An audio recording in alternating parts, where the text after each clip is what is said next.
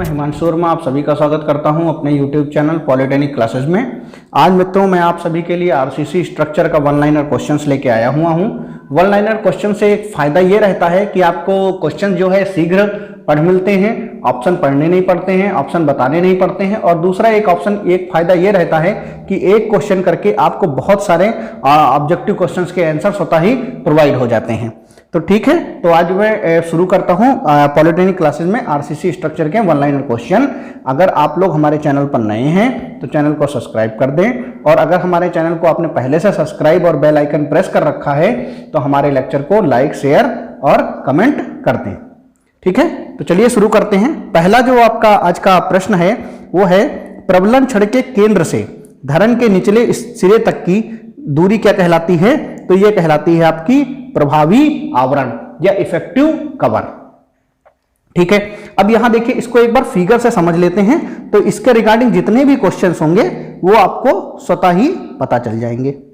ठीक है, तो देखिए एक ये बीम का क्रॉस सेक्शन है। क्रॉस सेक्शन जब हम किसी भी बीम को उसके क्रॉस से काटते हैं जिसमें उसका रेनफोर्समेंट दिखाई देता है, टॉप के चारों बार दिखाई देती हैं, टॉप और बॉटम के बार्स दिखाई देती हैं, तो वो क्रॉस सेक्शन कहलाता है। देखिए मैं बार यहां पर थोड़ा ऊंचाई पे प्रोवाइड करता हूं जिससे बड़ा साफ साफ पता चले। ठीक है, तो ये एक बीम है, इसमें ये सरिया पड़ी हुई हैं। अब इन सरियों के सेंटर से एक लाइन निकाल देते हैं, डॉटेड लाइन, ये निकाल दी हमने। ठीक है, और सरिये के एक बॉटम से भी लाइन निकाल देते हैं टच करती हुई। ये बॉटम से मान लीजिए टच कर रही है। ठीक है, ये टच करती हुई लाइन निकाल दी। ठीक, अब जो ये नीचे से ये वाला पोर्शन है ये क्या कहलाएगा? ये आपका कहलाएगा सीसी। सीसी बोले तो क्लियर कवर, क्लियर कवर या शुद्ध आवरण। हिंदी में बोलते हैं शुद्ध आवरण, इंग्लिश में बोलते हैं क्लियर कवर। अब ये जो आपका यहां से यहां तक की दूरी क्या होगी? मतलब शुद्ध आवरण और प्लस बार के डाया का हाफ, मतलब सीसी इंटू सी प्लस बार के डाया को 5 से अगर डिनोट करें तो 5/2। तो यह क्या कहलाएगा? यह आपका कहलाएगा इफेक्टिव कवर। इफेक्टिव कवर को आप कैसे दिखा सकते हैं? EFC से, इफेक्टिव कवर। ठीक है, यहां तक किसी को कोई प्रॉब्लम नहीं होनी चाहिए। तो वे पूछा है, जो क्वेश्चन पूछ रहा था वो क्या पूछ रहा था? प्रबलन छड़ के केंद्र से। प्रबलन छड़ के केंद्र से, केंद्र से क्यों लेते हैं? क्योंकि जो बार्स होती हैं वो आपका सर्कुलर होती हैं और सर्कुलर का सीजी उसके सेंटर पर होता है। तो सेंटर से और नीचे तक की जो बॉटम फाइबर है वहां तक की दूरी क्या कहलाती है? इफेक्टिव कवर कहलाती है। ठीक, और अगर हम सिर्फ बार के बॉटम से नीचे तक की डिस्टेंस लें तो इफेक्टिव कवर कहलाती है। वो कहलाती है आपकी क्लियर कवर कहलाती है। ठीक है, अब देखिए यहां पर ये जो टॉप से लेकर और बार के डाया का हाफ तक का पोर्शन है ये इफेक्टिव डेप्थ कहलाती है, और जो पूरी बीम की गहराई है वो क्या कहलाती है? ये टोटल डेप्थ कहलाती है, कैपिटल डी से डिनोट करते हैं। तो ठीक है, यहां तक किसी को कोई समस्या नहीं होनी चाहिए। आगे बढ़ते हैं और क्वेश्चंस को करते हैं। प्रबलन छड़ के केंद्र से धरन के ऊपरी सिरे तक की दूरी क्या कहलाती है? प्रभावी गहराई कहलाती है। ये मैंने आपको बता दिया। जो आपका इफेक्टिव डेप्थ मैंने डी बताया था और यहां बार का डाया हाफ था, इस तरीके से। ठीक है, ये मैंने बताया था आपको। ये आपकी दूरी क्या हो जाएगी? ये अगर बीम है कोई तो ये दूरी कहलाएगी आपकी इफेक्टिव डेप्थ। ठीक है, क्लियर? नेक्स्ट है आपका धरन पर लगने वाले संपीड़न बल और तनन बल के क्रिया बिंदुओं के बीच की दूरी, लंबवत दूरी क्या कहलाती है? उत्तोलक भुजा कहलाती है। उत्तोलक भुजा कहलाती है। उत्तोलक भुजा को क्या बोलते हैं इंग्लिश में? लीवर आर्म बोलते हैं। लीवर आर्म बोलते हैं। और इसको डिनोट किससे करते हैं? इसको डिनोट करते हैं जे से। लीवर आर्म को किससे डिनोट करते हैं? जे से। ठीक है, नेक्स्ट है प्रतिरोध आघूर्ण। प्रतिरोध आघूर्ण, ठीक है, मूवमेंट ऑफ रेजिस्टेंस क्या होता है? संपीड़न बल अथवा तनन बल इंटू उत्तोलक भुजा। ठीक है, संपीड़न बल हो या तनन बल हो और उसके इंटू में उत्तोलक भुजा। ठीक है, नेक्स्ट है जब धरन के केवल तनन साइड में ही तनन इस्पात डाला जाता है, मतलब कहने का मतलब है कोई भी बीम, जैसे मान लीजिए ये कोई बीम है, ठीक है, ये बीम है। अब इस पर जब लोड पड़ेगा, इसके टॉप पे लोड डालेंगे हम, तो नीचे क्या आएगा, इसके टेंशन होगा, ऊपर क्या आएगा, कंप्रेशन होगा। तो ये कह रहा है कि अगर इसके सिर्फ बॉटम फाइबर पर, नीचे वाले पोर्शन पर ही बार डाली जाए तो वो क्या कहलाएगा, तो वह कहलाएगा एकल प्रतिबल प्रबलित धरण या सिंगली रेनफोर्स्ड बीम। ठीक है, एकल प्रबलित धरण या सिंगली रेनफोर्स्ड बीम। ठीक है, नेक्स्ट है, जब धरण के इस्पात के तनन साइड के साथ साथ जब एकल धरण में इस्पात तनन साइड के साथ साथ संपीड़न साइड में भी डाला जाए, मतलब कंप्रेशन जहां हो वहां भी डाला जाए और जहां टेंशन हो वहां भी डाला जाए। कहने का मतलब है कोई भी बीम है, इसके यहां भी रेनफोर्समेंट हो और आपका यहां भी रेनफोर्समेंट हो। कोई पूछे मिडिल में क्यों रेनफोर्समेंट नहीं डालते, क्योंकि मिडिल में कोई भी स्ट्रेसेस नहीं होती हैं, इसीलिए मिडिल में जो लाइन गुजरती है उसको क्या बोलते हैं, उसको न्यूट्रल एक्सेस बोलते हैं। ठीक है, तो जब धरण इस्पात में तनन साइड के साथ साथ संपीड़न साइड में भी डाला जाए तो उसको क्या बोलते हैं, उसको डबली रेनफोर्स बोलते हैं या डबल प्रबलित धरण बोलते हैं। ठीक है, नेक्स्ट है सातवां क्वेश्चन है Fe415 का प्रभाव प्रतिबल। Fe415 का प्रभाव प्रतिबल या यील्ड स्ट्रेस कितनी होती है, 415 न्यूटन पर mm स्क्वायर। एक्चुअली होता क्या है, जो ये प्रभाव प्रतिबल होता है या यील्ड स्ट्रेस होती है, ये हम निकालते हैं, किससे निकालते हैं, ये हम निकालते हैं इसकी टेंसाइल स्ट्रेंथ जब निकालते हैं, और इतने लोड पर वो जो है जब हम उस पर लोड लगाते हैं तो 415 न्यूटन पर mm स्क्वायर के क्रॉस सेक्शन पर लोड लगने पर वो टूट जाता है। तो इसका ये बोलते हैं यील्ड स्ट्रेस। 415 क्या है इसकी, अगर देखा जाए तो इसकी तनन सामर्थ्य है। ठीक है, नेक्स्ट है, और जब किसी भी स्टील बार का तनन सामर्थ्य निकालते किससे हैं, तो या तो टेंसाइल टेस्टिंग मशीन से निकालेंगे या यूटीएम से निकालेंगे। यूटीएम को बोलते हैं यूनिवर्सल टेस्टिंग मशीन। नेक्स्ट है आपका इस्पात के Fe415 का अनुमत प्रतिबल या परमिसिबल स्ट्रेस। अनुमत प्रतिबल क्या होता है, जैसे जितना आ रहा है उसके हम कितना लेंगे, मतलब उसका फैक्टर घटा के, ठीक है, कि हम फैक्टर लगा के कि हम उसकी सेफ्टी के लिए कितना हम लेंगे, तो वो होता है 230 न्यूटन पर mm स्क्वायर। वो जो था वो आपका एकदम एक्सट्रीम था। नेक्स्ट है आपका मृद इस्पात छड़ Fe250 की चरम सामर्थ्य कितनी होती है, ये देखिए चरम है मतलब अल्टीमेट। ठीक है, अल्टीमेट स्ट्रेंथ कितनी होती है, तो अल्टीमेट स्ट्रेंथ होती है 250 न्यूटन पर mm स्क्वायर। और उसी तरीके से जब पूछा जाएगा कि मृद इस्पात की अनुमत प्रतिबल कितनी होती है, मतलब परमिसिबल, कि इससे ज्यादा आप लोडिंग नहीं लगाओगे। क्यों नहीं लगाओगे, टूटेगा वो मान लीजिए टूटेगा कोई 250 पर ही, लेकिन क्या 250 पर आप ले जाओगे, नहीं, आपको लगाना कितने पर है, 140 पर। 140 से ज्यादा आप उसको टेंसाइल लोड नहीं दोगे, टेंसाइल स्ट्रेसेस नहीं दोगे।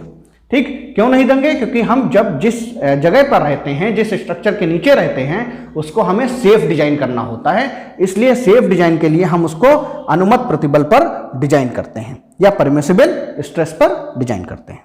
ठीक है, तो इसका हो जाएगा 140 न्यूटन पर mm स्क्वायर।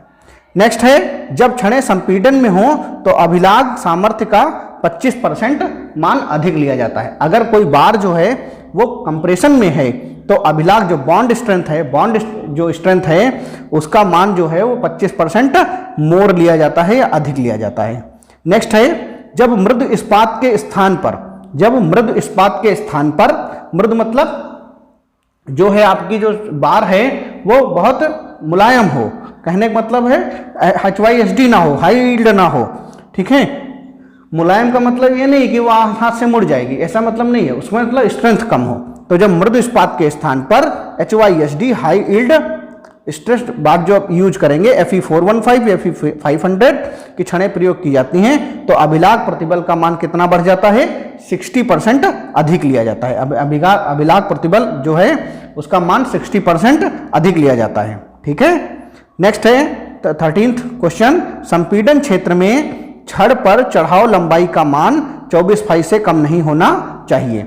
संपीड़न क्षेत्र में मतलब कंप्रेशन जोन में आपका डेवलपमेंट लेंथ का मान जो है, जो डेवलपमेंट बार है जिसको चढ़ाते हैं उसका मान कितना नहीं होना चाहिए, 24 फाई से कम नहीं होना चाहिए।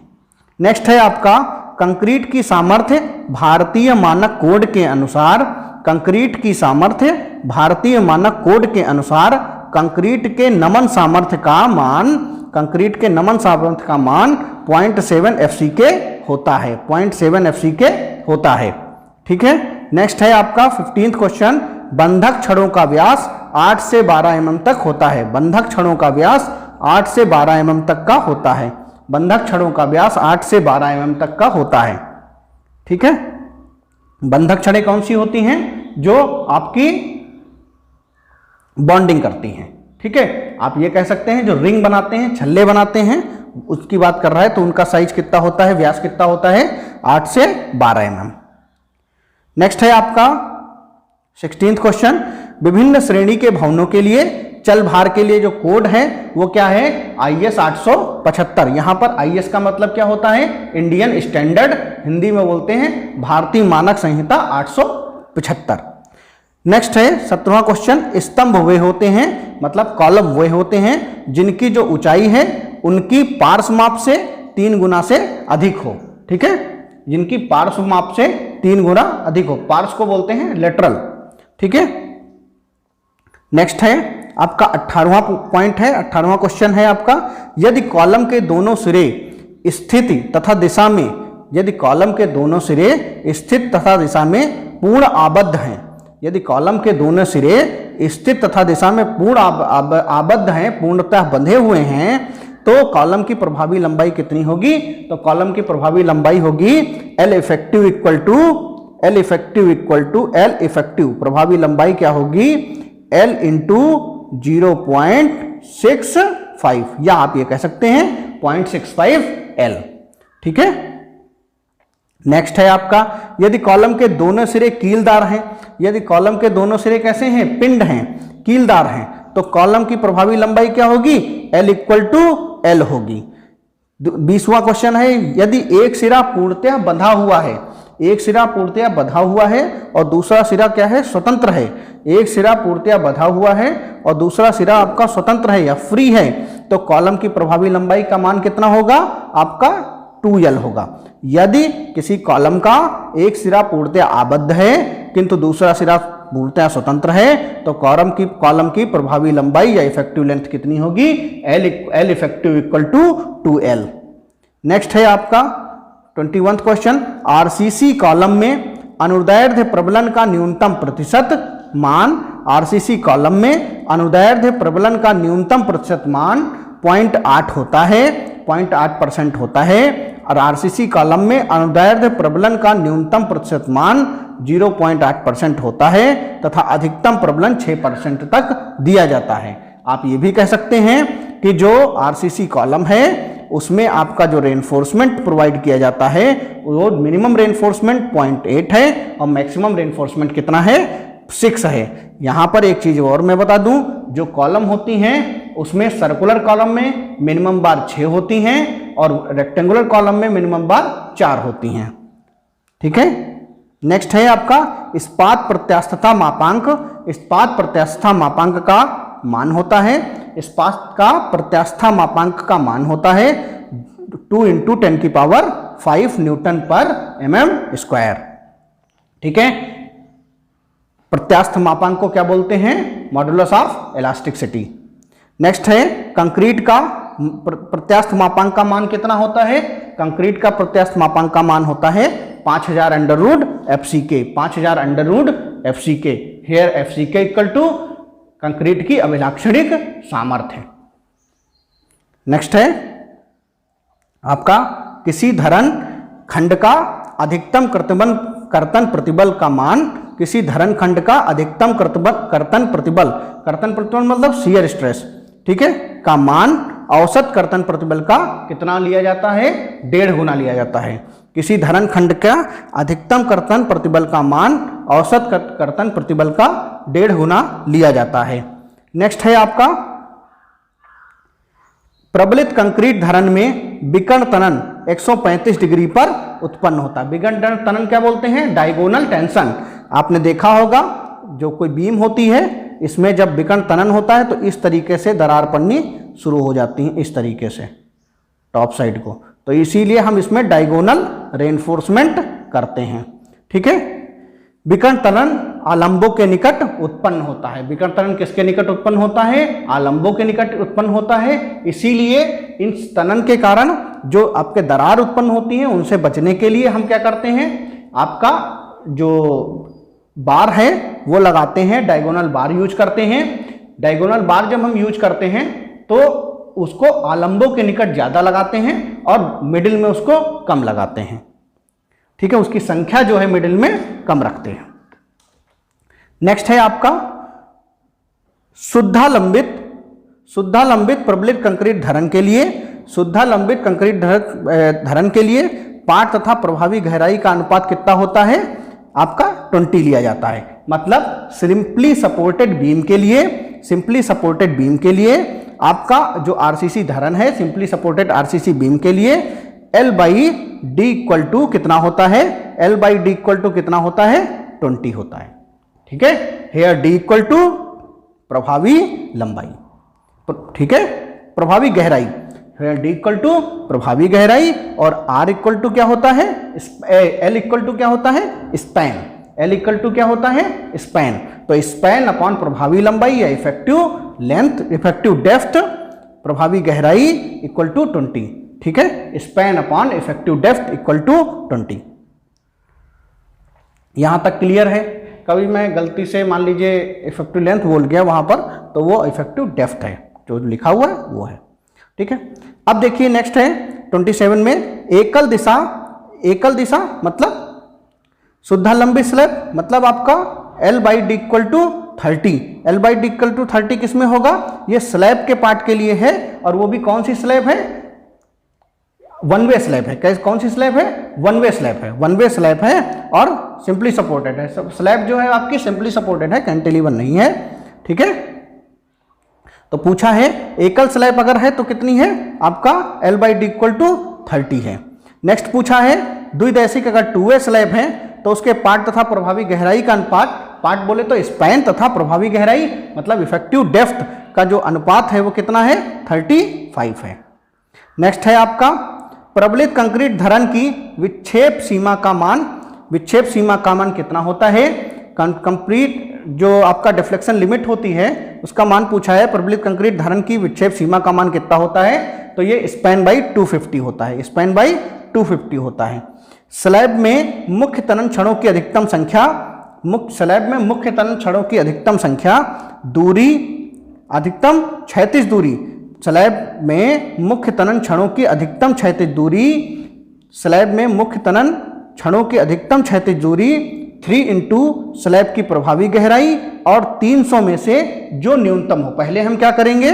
पहले हम जो भी डाटा निकल के आएगा उसको हम 3 इंटू स्लैब की गहराई से मल्टीप्लाई करेंगे, प्रभावी गहराई से एक रख लेंगे, फिर नीचे लिखेंगे 300 और उसके बाद जो भी न्यूनतम होगी वो हम क्या करेंगे? प्रोवाइड करेंगे। क्लियर? नेक्स्ट है आपका अगर हम हुक बना रहे हैं, हुक बनाते हैं जब हम आपका बार को बेंड करते हैं, उसका रिंग बनाते हैं, छल्ला बनाते हैं, ठीक है, बॉन्डिंग के लिए या एंक्रोच के लिए, तो हम मानक यू आकार के हुक तैयार करते हैं। तो मानक यू आकार के हुक की स्थिरण लंबाई कितनी है? 16 फाई होती है। स्टैंडर्ड यू आकार का जो हुक होता है उसका जो स्थिरण लंबाई है उसकी जो आपका लंबाई होती है वो कितनी होती है? 16 फाई होती है। Here phi equal to dia of bar, ठीक है, या छड़ का व्यास। प्रत्येक 45 डिग्री मोड़ के लिए स्थिरण लंबाई कितनी होती है? 4 फाई। प्रत्येक 45 डिग्री मोड़ के लिए स्थिरण लंबाई कितनी होती है? 4 फाई होती है। ब्रास कंक्रीट कैंटिलीवर कंक्रीट धरण में, कैंटिलीवर बीम में आपका तनन छड़ जो है वो कहाँ डाला जाता है? ऊपर की ओर डाला जाता है। देखिए इसमें सब बड़ी सिंपल सी बात है, जहां पर टेंशन होगा वहां डालेंगे। तो ये देखिए कैंटिलीवर है, यहां पर आप खड़े हो जाइए। जैसे आप इसको खड़े हो जाएंगे ये इस तरीके से बनने लगेगा। जब इस तरीके से शेप आ जाएगा तो टेंशन कहाँ जाएगा? इसके टॉप फाइबर पर। कंप्रेशन कहाँ जाएगा? इसके बॉटम फाइबर पर। तो हमें आज जो सरिया डालना होता है, क्योंकि कंक्रीट टेंशन में वीक होता है, इसलिए सरिया हमें जहाँ टेंशन होगी वहाँ डालेंगे। तो आपका इसके टॉप फाइबर पर हम क्या करेंगे? रेनफोर्समेंट करेंगे।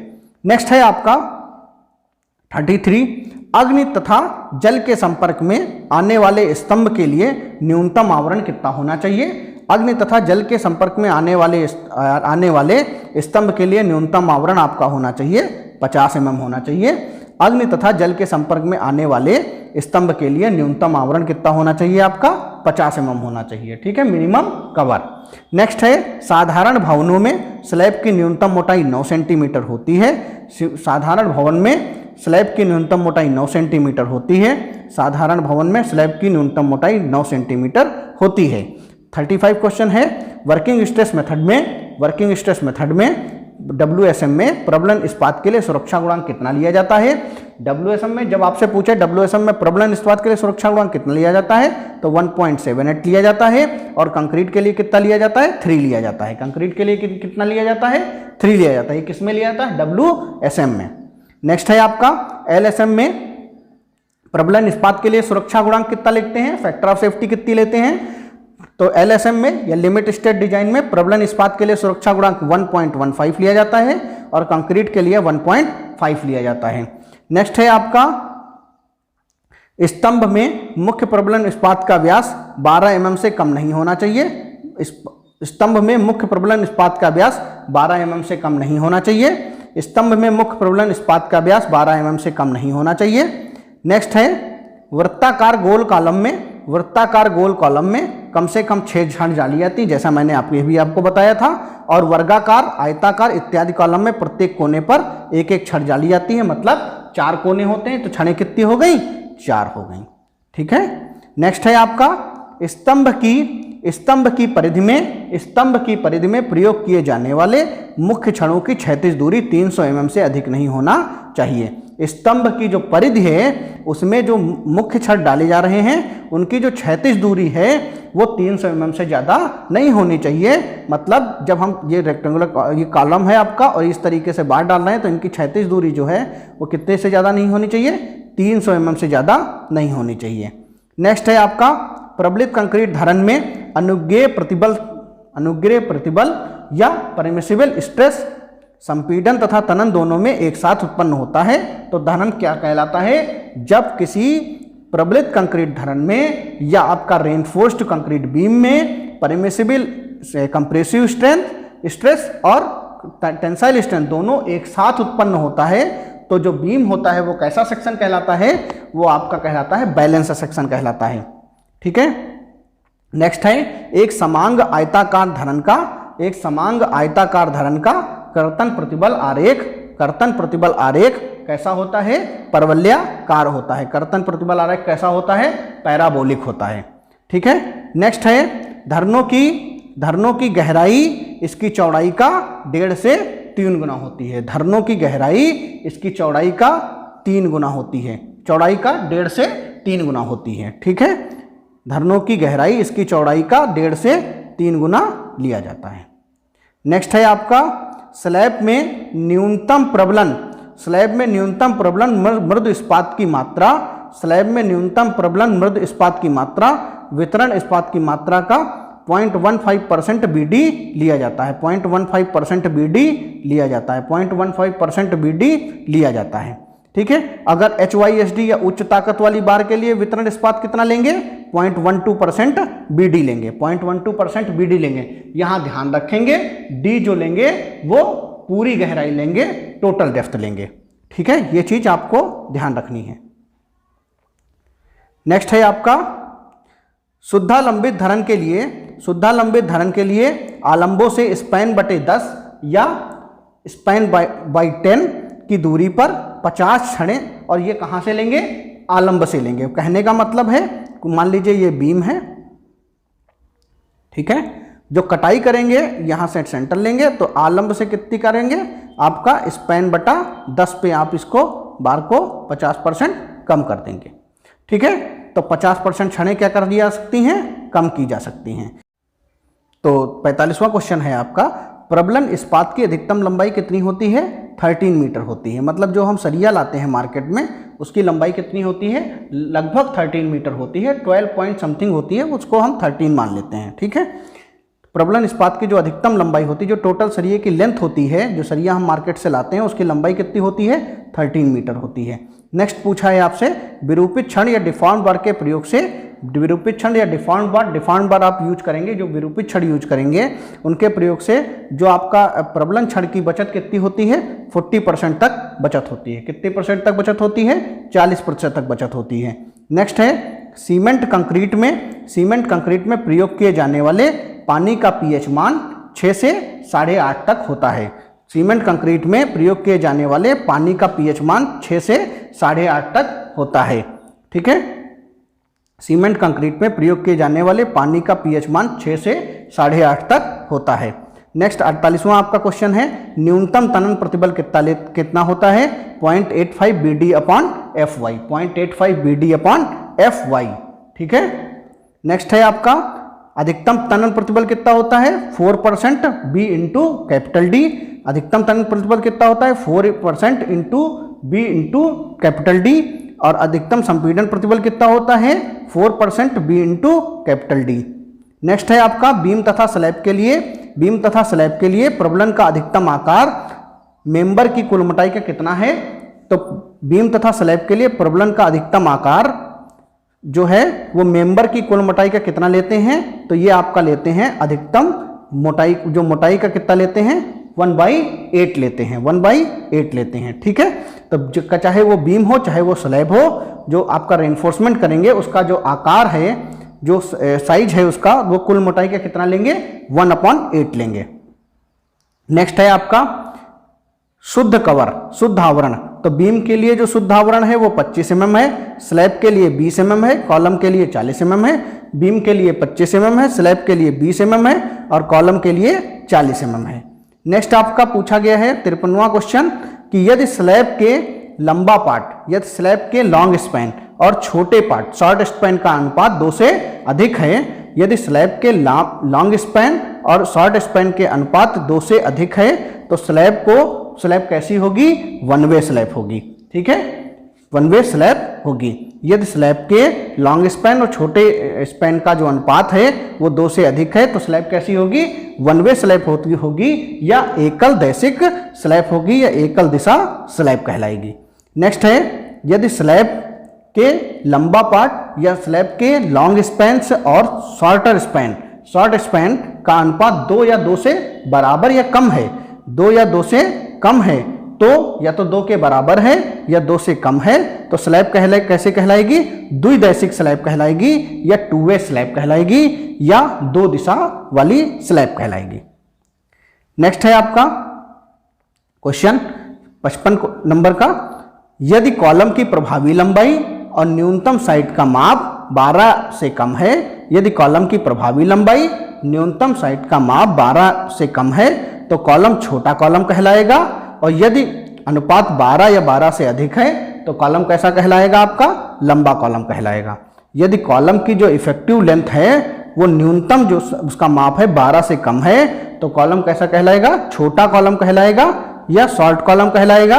और यदि अनुपात जो है 12 या 12 से अधिक है, तो यह क्या कहलाएगा, लॉन्ग कॉलम कहलाएगा। नेक्स्ट आपका है 36 mm से अगर 36 mm से अधिक व्यास की छड़ की लंबाई वेल्डिंग करना ज़्यादा उपयुक्त रहता है। अगर 36 mm से ज़्यादा है, किसी बार का साइज 36 mm से ज़्यादा है, तो छड़ को जो है वो बॉन्ड करना सही नहीं रहता है, मतलब उसको बांधना सही नहीं रहता है। और उसको हम क्या करते हैं, जो आपका बाइंडिंग वायर है उससे नहीं बांधते हैं, उसको हम क्या करते हैं, वेल्डिंग कर देते हैं, वेल्ड कर देते हैं। लेकिन साइज कितना होना चाहिए, 36 mm से अगर ज़्यादा है तब, अगर 36 mm से कम है तो हम उसको बाइंडिंग वायर से बांध सकते हैं। नेक्स्ट 57वां क्वेश्चन है, बीम में अपरूपण प्रबलन विकर्ण त्वरण को वहन करने के लिए दिया जाता है। बीम में जो अपरूपण प्रबलन है या डायगोनल टेंशन को वहन करने के लिए दिया जाता है। ठीक है, तो आज के जो वन लाइनर क्वेश्चन है उसमें आज का इतना ही पोर्शन आपका है। आज मैंने इतना आपको कवर करा दिया है, जितना मैंने आपको यह कवर कराया है। अगर आप सभी लोगों ने इतना पढ़ लिया तो कंपटीशन में आरसीसी का क्वेश्चन होंगे, आपके सेमेस्टर एग्जाम में भी होंगे, और इन फर्दर आप कभी भी कहीं भी जाएंगे तो आपको कहीं भी हताशा नहीं होगी कि मुझसे ये क्वेश्चन नहीं हुए। दूसरा मैं एक बात और कहना चाहूँगा यहाँ पर, जो मुझे स्टार्टिंग में ही कह देनी चाहिए थी, लेकिन आप लोग, मुझे आशा है सब लोग सारे पूरा वीडियो देखेंगे, तो जो भी आरसीसी ड्राइंग का पेपर दे रहे हैं वह भी इस पेपर को, इन क्वेश्चंस को बहुत अच्छे से पढ़ें और आरसीसी ड्राइंग में इसी प्रकार के भी क्वेश्चंस पूछे जाएंगे। ठीक है, तो आप हमारे लेक्चर को लाइक, शेयर और कमेंट करते रहें, अपने फ्रेंड्स तक इसको पहुंचाते रहें। अगले सेमेस्टर में भी हम आपका इसी तरीके से साथ देते रहेंगे। तो thank you so much, thanks for watching my friends.